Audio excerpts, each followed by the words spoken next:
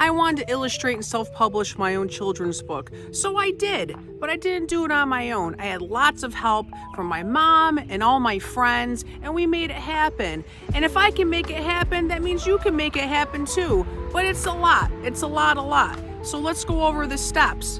Look at my lilacs. They smell so freaking good right now. And my neighbors across the street, they think I'm a weirdo, but whatever. What else is new? Let's go inside and talk about how we did this. Okay, so there were a couple of things I had to figure out right away before I started working on this book. Is the format. I knew I wanted to make a square book. So I did my original paintings, watercolor paintings, on 12 by 12 square paper. And you always work a little bit larger than you want to when you're making a book. So when it shrinks down, it looks a little bit nicer and sharper, because the book ended up being 8 by 8, which is a good size for a children's book, a nice square size. I also had to decide how many illustrations I wanted to do. I did 12 illustrations, so that gave my mom an idea of how many stories to write. And I also had to decide what was my underlying theme. Why am I making this book? What's important to me? Animals have always been important to me, especially animals that are a little misunderstood, maybe not as loved as say puppy dogs and horses and stuff, even though I love those guys too. So I wanted to make a book about unusual animals. So I got my axolotl. I'll just take these out and show you. I got my anglerfish. My mom was really cute and she came up with names for all these guys. This is Angie, the anglerfish. I got my bee, my honeybee. And we also want to talk about the benefits of these animals, like pollinating honeybees are so important to the world. Like, we need bees. They're part of our ecosystem. They're part of our life. They make everything better. Bats, they eat a lot of mosquitoes and they do a lot of great things for us. So that was also very important. My Moley Mole, Marky Mole, named after one of my friends. Look how cute he is. This was all part of the story we were weaving. We also have my possum, really cute. They're misunderstood. The marsupials. Not a lot of people understand them. We wrote this book for understanding of animals. Octopus, Oliver the octopus. These are all original watercolors. I'm a very analog artist. I am a grassroots watercolorist. I'm not good with computer graphics or manipulating anything. But I did throw in a kitty. This is my princess. This was a rescue. This is Princess Fupa, my Lulu. We wrote a story about how she came to be into our lives. I actually found this snail in my garden. This was a snail that I found with the perfect coloring and the perfect shape. I love this snail. That's Sadie. Gave her a nice old lady name. Guinea pigs. I love guinea pigs so much. I've always had guinea pigs. I think they're wonderful animals, and that had to be my cover because I want people to love guinea pigs too. They're more than just lab rats, okay? They are nice animals with a lot of personality, and I really love them. Guess what? I'm scared of spiders, like really scared. Had to include a spider. I want to love them too. I'm learning. I do love them. I appreciate them. I don't want to hurt them, and they are beneficial, and they are all part of this web of life. Web, haha, I got that. Web, spider. And I ended up with Tony, my toad. I didn't have a lot of friends growing up, so I hung out with toads. I love the springtime toads. I had one named Tony. I used to kiss him. I know that's not the right thing to do, but they were my friends growing up. So animals have always been very special to me. They've never let me down where people have. So that was the theme of the book. I want you to love me too. Got it? So this was our thought process on making the animals and picking out the animals for the book. So now what? I got all these illustrations of all these cool animals. What do I do with them?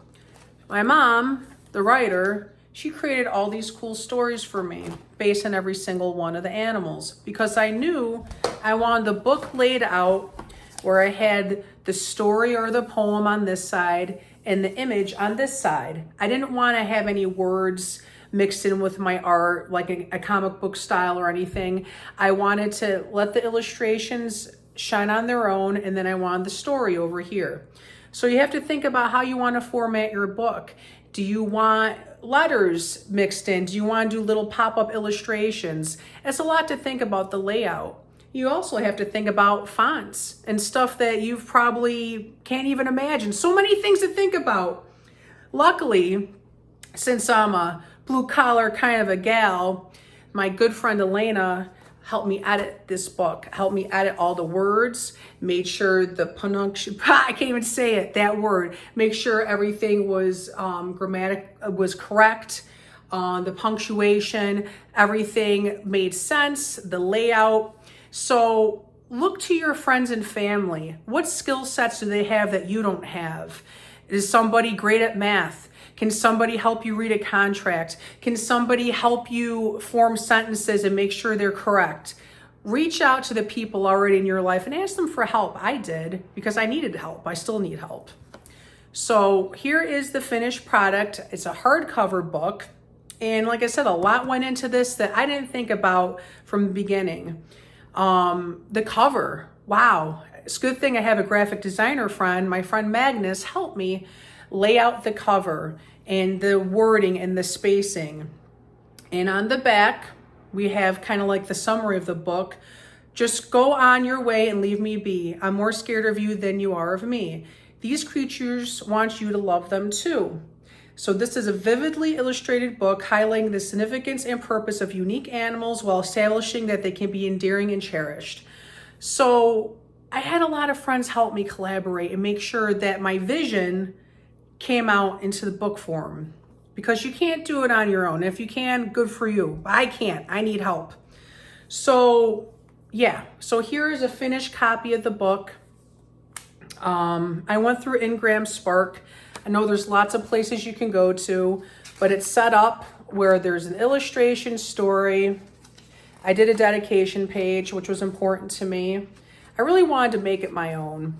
And with the help of my family and my friends, I made something that I'm really proud of. I know you shouldn't judge a book by its cover, but the cover really is important. So one thing that I didn't think about, but thankfully my graphic designer friend Magnus thought of, is what about the back of your book, Gia? Don't you want to kind of flow and look like the same painting? So I actually made a separate painting for the back cover, because it kind of flows into, it almost looks like a continuation of the guinea pig painting that I did. So we wrapped it around the back, which was really cool. And even on the spine of the book is the same flow. Also on the title page, I'm like, you know what? I can paint a heart. I wanted to put the title, I Want You to Love Me Too, into a heart. And I painted this heart. I didn't like the top one, but the bottom one is the actual heart used in the title page. So all these little touches make me really happy and make it my own. And that's the type of stuff you can do if you're an artist and you collaborate with other artistic people that put these great ideas in your head. So two heads are always better than one.